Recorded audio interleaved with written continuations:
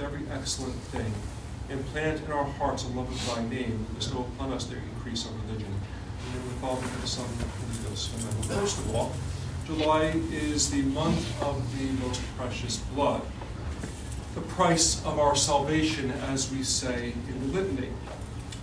All the gold, all the treasure in the world could not buy even one soul back from the captivity of the devil. Sin, even venial sin, is infinite in its offense, because even though not as great a sin as mortal sin, even the smallest sin, because of the one who is offended, who is infinite in nature, it is infinite in its scope. Okay? And it's the fact that it takes an infinite price to ransom one who has even committed venial sin. Okay? So that is where the precious blood fits in. By nature, the most precious blood is infinite in value, because although part of Christ's human nature, because of the hypostatic union and the fact that Christ is the God-man, not simply God, not simply man, but both, 100% God, 100% man, that union makes everything of Christ's human nature divine. Makes everything infinite in value. Okay, so his sacred heart. Every intention, every human intention that he had was perfectly pleasing to God. His Father. It was infinite. Even one good deed that Christ did technically could redeem an infinite number of worlds. But in order to show us his love, he determined from all eternity to die on the cross, to shed every drop of his precious blood in order to redeem us. Even one drop of that blood could have redeemed every single man, woman, and child that has ever lived.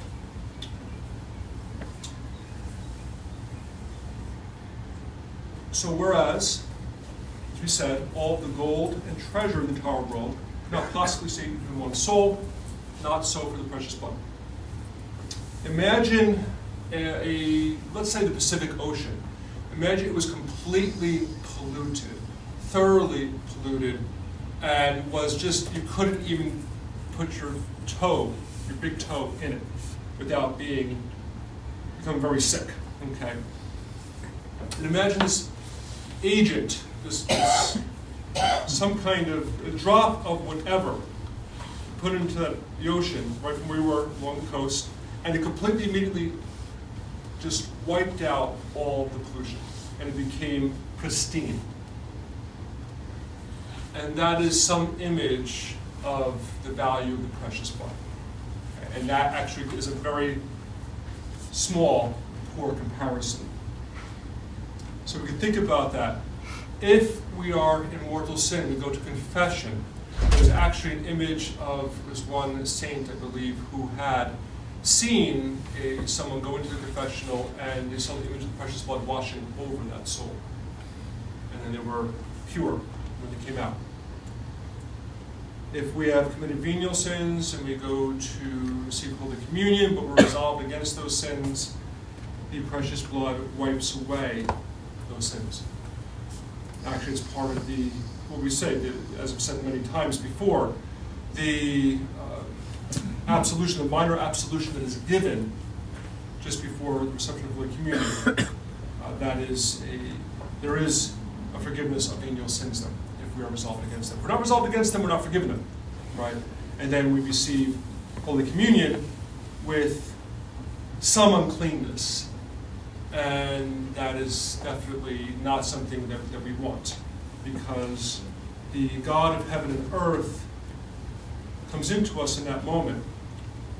So we have to be as close to Our Lady as possible. We can never be her, we can never be as pure as she is, right? But we're trying to make a place for him to dwell. Okay? And that is where actually, even though you're only receiving the host and not also under both species, right? That receiving the host, you're receiving the precious blood as well. Okay? So precious blood washes over your soul, and doesn't just cleanse you from sin, but also gives an increase of virtue. Just like baptism cleanses the soul from original sin, the guilt of sin, original sin, but also makes that one pleasing to God because of the infusion of the sevenfold gifts of the Holy Ghost. Right? So, just things that you already know. Hopefully this is a review, right? This is not something that, oh wow, this is news to me, right? Hopefully not, right? But it's good to be reminded because we take it for granted. And because of that, we may go to confession without really good dispositions. Maybe not awful dispositions, but maybe we don't receive the grace that we could. Or maybe when we receive Holy Communion, we don't quite have the disposition necessary to become saints. Whereas even receiving Holy Communion once, we should be a saint right then and there. We should never have to receive again, even though it's recommended that we receive every day. But even if we receive once and never were able to receive again, that grace should grow in us every single moment of every day, just like Our Lady every single moment of every single day in God's grace. Okay, so let us be grateful and eager, therefore, for the sacraments, remembering that the price of those sacraments was the precious blood, not just one drop, but all of them. Okay. So, and just as we know that the blood of Abel cried out for vengeance, and that was the blood of a just man, cried out for vengeance, and God himself said it to Cain, right? The blood of Christ cries out for mercy. Precious blood cries out for mercy. So, in a way, the opposite. And Abel he had not committed ever a mortal sin. And yet his blood cried out for vengeance. He who was innocent, but he was not God. Only God's blood could cry out for mercy. Now, we receive the precious blood every day, or as often as we can, and we grow in God's grace. Then, when we are wronged, rather than seeking vengeance, we can pray for mercy for them and be heard because God sees in us his Son. So that's something for us to consider as well in our daily growth in virtue. And that even to the point of shedding our own blood, even if that should be required. The blood of the martyrs cries out for mercy. St. Stephen, in union with our Lord, Father, forgive them, they know not what they do. St. Stephen's blood cried out for mercy, and St. Paul, or Saul, was converted to become St. Paul. So, not even Abel, as just as he was, had that. So the quote chosen for today comes from the collect, or opening prayer. Normally, this prayer of the Mass gives us a focal point of what we want to be asking for during the entire Mass. So, O God of virtues, to whom belongeth every excellent thing, implant in our hearts a love of thy name, bestow upon us the increase of religion. So we're praying in this prayer for increase in the spirit of religion, not just the practice of religion, which obviously we're doing that by being here, but the spirit of religion, increase in the spirit, which is the love of God's holy name, the desire for heaven, so that in all things, that is what we are thinking about. We can't stop thinking about heaven. We cannot stop thinking about God. Anything that interferes with that is to be rejected, whether or not it is sinful of itself. The devil often keeps us away from the Spirit of Christ, not by sin. So, of course, sin, yes, but on souls that are making progress, he tries to thwart that progression by giving them something, offering something that is not bad of itself, but is not really pleasing to God. Okay, so the spirit of religion, increase in the spirit of religion, helps us to see all things as they are in the sight of God, so that we do not make use of anything outside of its proper purpose, and if its purpose is not for God's glory, we reject it. Okay, and that, it's easy to say, oftentimes each day not easy to do, because we tend to grow faint in our prayers. We tend to grow dry, and we try to replace or fill that dryness with the dew of the world, rather than the dew of Christ. And it is a constant struggle. It doesn't mean we're mortal sin, right? But it's something that we have to battle with because we were made for God, as we've said many times. We're not made for the world. We're not made for anything or anyone else but God. even those we love in this life are put here for God's purpose, as long as he intends to keep them here, right? So there will be a time in which those we love the most will not be here, or sometimes we will not be here. And we should not foster in anybody a disordered love of us for our own pride or ego, right? Always in all things, we are to foster in others a proper respect and love that is deserved for us, but no more, no less. Okay? So it's important that we have that perspective in order that God may be honored in all things and not just in this or that, right? So,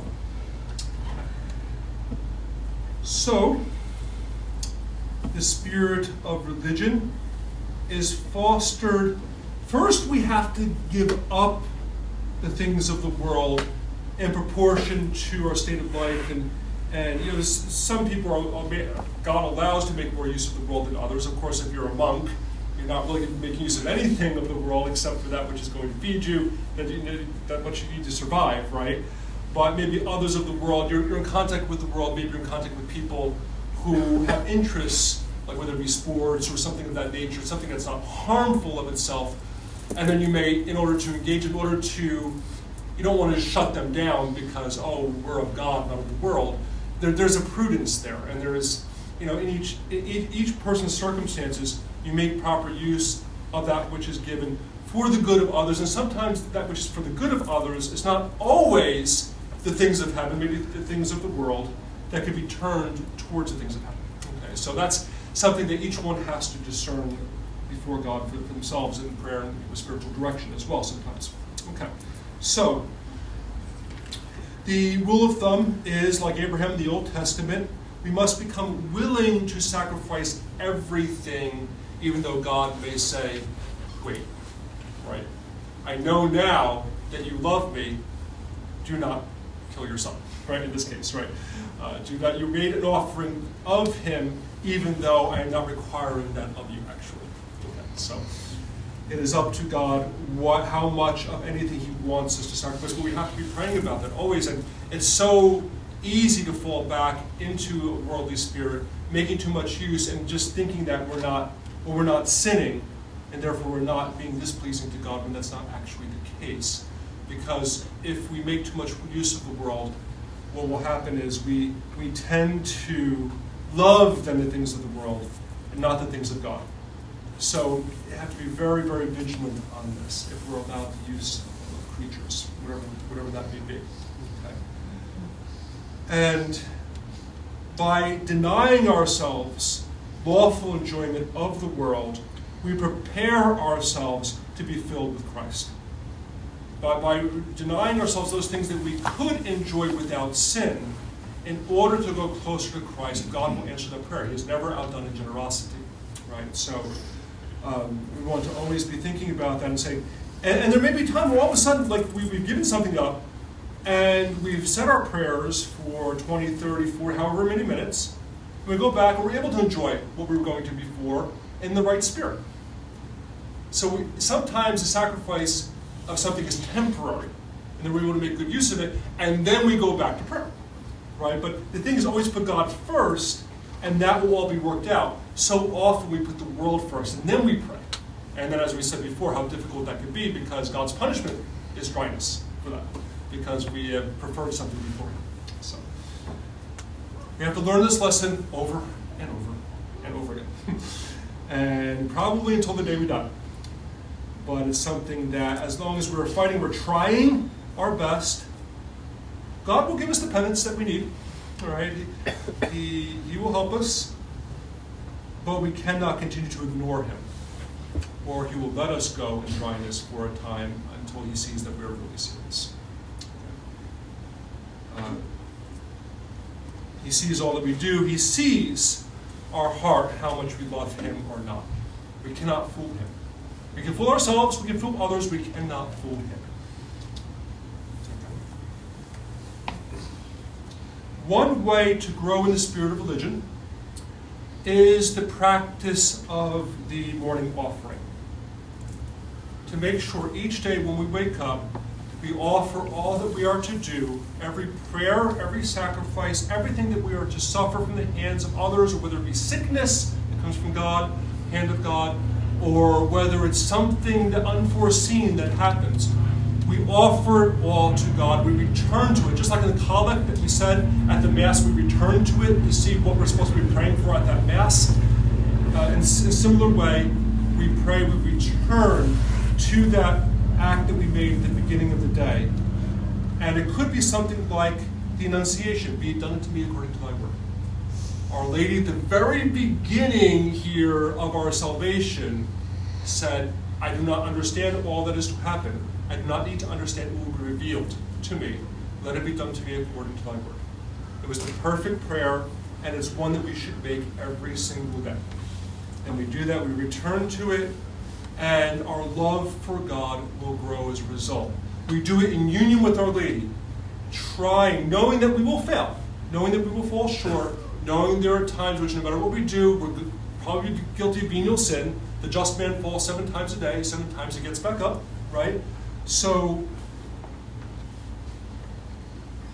but the Spirit is to return to that offering.